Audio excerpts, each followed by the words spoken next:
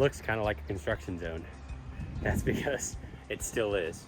So this is a 3-phase project, and technically if you want to break it up, it's like 3.6 different phases because there's different aspects to this massive project that we're pulling together over time. So phase 1 was getting a pool in the ground, getting a waterfall built, and doing some landscaping around it so that while we're waiting for the pavilion to be constructed that's going in the far back, they can have some peace and enjoy a little bit of the summer while all that is going on, so they don't lose an entire year. So phase 1 is just about done. I'm gonna show you this, and it is still a construction site, so take that in mind as you're watching everything I'm walking around showing you. But phase 1 is just coming to a wrap. We've got all of our lights in, we've got our water feature built, which you can see back here behind me. And I'm gonna show you a little bit closer about what that is, and you can kind of see my pavers as they come in right here behind us. So let me walk you through what we have done here. So as you can see, we've got a walkway kind of coming in here, access to the garage right there. We are gonna put a trash pad right here so that they can come right out of this door. They're gonna have trash access right here. It'll be a nice enclosed bin. This will also have pavers in it just to make it easy for them to access their trash. Now, what you can also see is we've got these arborvitaes right here. These are gonna get about 15 feet tall and really give them a sense of privacy in this space. So you can see it's a nice long row of 6 foot tall already arborvitae. And then right in front of it, we've got a 7 foot, we've got 5 of these shade panels. Those do have color changing lights right in front of them. So it just is to show it off, add another element. And then in front of those, we've got some hydrangeas, some full sun hydrangeas right there. So here's the space, kind of walking into the backyard. What's going to be part of the next phase is actually a pergola is getting built right here. So this pergola is going to come right here, and there's going to be a gate right in front of us that's 6 feet tall. And kind of the purpose of that is I don't want you to really see what's behind that gate until you actually open the gate, because I want when you go past this section right here to signify entering this space. And then there's a 14-foot long pergola that you're going to walk under, and it's going to have all kinds of stuff growing over it so that when you come right out to this space right here, your view is kind of constricted, and then you catch a glimpse of that, and then it kind of opens up, and there's going to be this walkway that goes out to where this pavilion is. You see I've got that magnolia planted up on that mound. So this whole space is just going to kind of evolve as you walk towards the end in the backyard here. So as you can see right now, we've got a place for lounging, pavers right here so they can set out their lounge chairs.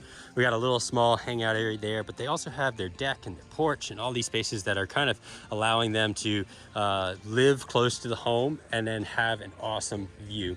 And so what the idea is, everything going on here, the view is right in front of us. And if I don't know if you can see that, it doesn't really come through on the cameras like I wish it would, but you see that 38-foot long, 4.5-foot tall waterfall splaying out in front of us. It really is a magnificent view. So this is our mound that we built right here, and this is just to kind of allow something for us to walk around to kind of give it some interest. This is a umbrella-like style maple that we actually saved from the front yard, and we put in here. Most likely there'll be another little waterfall that kind of enters right the space right underneath of it, so that when this pavilion, that shed's getting moved, and when this pavilion goes in, it's actually going to be able to cast some nice sound, some excellent volume right into the pavilion and the back wall of that, which will allow that sound to ricochet and really enjoy the space. So this is a river pool right here, and you see we've got some deck jets right in here. So this is a tan ledge. They'll be able to put chairs, everything in here. They'll have those jets going. There's 3 color changing lights inside of this pool. There's other jets. It is heated. It is cooled as well. So in the summer when it gets hot, they can bring that temperature right down. River pools makes an excellent pool. They're really easy for us to work with. We are able to just slide right into their schedule, have them drop this pool in, and then we're able to finish everything around it. So it makes our life extremely simple. So as this whole space kind of develops, you can see our little path that's kind of leading out right here. There's gonna be a seating wall that starts over here and winds around this whole area. So there'll be a seating area right there. And this path will kind of take you to the end and then kind of dive in. And then there's gonna be a raised fire pit right here. So as you're sitting next to this water feature, that raised fire pit is right, this water is rushing right past your ear. So you can kind of see we left the landscaping open all around a good portion of the pool, and we just really wanted it to feel like it was in nature. He loves to fly fish and do things like that, so we really wanted it to feel as if this was a place that you would go to fly fish and you would see and hear this kind of sounds like out in nature. And so we left it kind of open on these ends, so this landscape will eventually fill in and almost cover the coping so that this whole space just feels naturalized. This cherry tree was here, so we actually saved it, and you can see it's doing really, really well. It's got all these blooms on it. It's loving life. We've got this lit up. There was a Japanese maple that was also here, a sengu, I believe, right there that was already on site. We lit that up. There was actually a viburnum right here that we also have.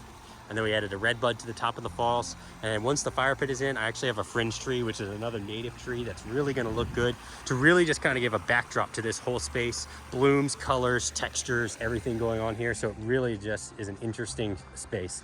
So you see, we kept the lines pretty clean throughout this whole space because we knew we were gonna do stuff like this. We don't wanna have too much going on with our pavers where it distracts from the outcropping rocks that we have in here.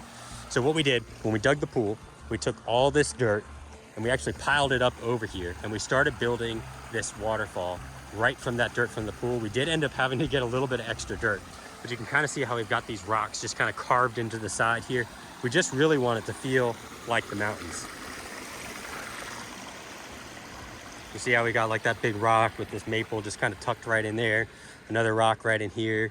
So you just see how we built these outcropping rocks right into this space, just to make sure one, it helps hold the soil, but also to make sure it just doesn't look like a freaking volcano right in here. You see like this massive rock right here on the backside, just holding that in. It's just a really cool feature. Just adds another element, especially when we've got the fire pit backed right up into this space. It's really gonna have a look of its own. So let me start here at the top of the waterfall and kind of work you down. So you can kind of see the water is just slowly coming up right here. That's because we built a manifold. So we have two 3-inch flexible PVC pipes coming right up in this space. All the plumbing is down here at the bottom, all the pumps and everything. It's coming around this whole mountain and then coming up through here. And so this water is slowly coming up here, just kind of like as if it was coming right out of the mountains, right out of a brook. So it's bubbling up and then it starts to find its way through these rocks. And what we're really trying to do is we're trying to mimic nature here. So you see how we have these rocks and they're higher on either side and it's kind of carving through here. So the idea is that as this water has flowed, it's carved its way through the thousands of years around these rocks and really is just kind of fighting its way through here. So you can see some of the individual details where we create water rushing over one side, kind of creating a cascading area right here. A little bit of a beach with some plants in it. This one is fun right here. So the volume that this water feature right here is kind of pushing out, it creates a different sound right here. So this is really creating it's creating a lot of volume, but it's more of a white noise. It doesn't have a lot of texture to it. It's just a lot of sound, a lot of volume coming out of there. But then you can kind of see some of these other falls where there's a little bit of a pooling area here. So as that water crashes into this pooling area, it's creating more of like a babbling sound coming out of there, which has a little bit more of a deep tone to it, which projects really, really well and gives you that brook sound. And you can kind of see we've got some rocks kind of hanging out here a little bit above. You can see like the dry spots on it. And so that's to kind of create a little bit more texture in the water, which as that water has to like fight and tumble around, it offers another texture. And then you can see we create a little bit of a tributary right here that goes off. So we got a rock in there, we got some more plants. And so as it kind of comes here, it splits and gives you a lot of interest right at the end where you might be a little bit closer to it. So when you're in the pool, you'll see like this little fall here, but you don't see these things until you get right up to it. And that's the idea, is that as you get closer to this feature, it just kind of wakes up and you really start to see what's going on with it. So from a landscaping perspective, we've got roses, we've got nepeta, we've got catmint, we've got creeping jenny, we've got hostas in here, we've got some juniper. So a lot of this rock work will slowly start to disappear. And then starting right here, we've got grasses. We've got 50 some grasses right in here. So this will all be grass in here. We've got a wonderfully 10-foot tall magnolia already. And then we got blueberries along the backside here. We've got some Shasta daisies. We've got some black-eyed Susans over here. We've got some spirea, some Russian sage, a little bit of some yuccas, just to add that texture and variety so it's not so just ho-hum. Well, I'm really, really excited about how phase 1 is ending, and I really can't wait to show you what phase 2 is. Look for it here. The pavilion is getting built beginning of May, and we're gonna start on phase 2 in June. And I can't wait to show you the driveway and all the other features that are gonna be coming to this backyard. Thanks for following along. See you on the next one.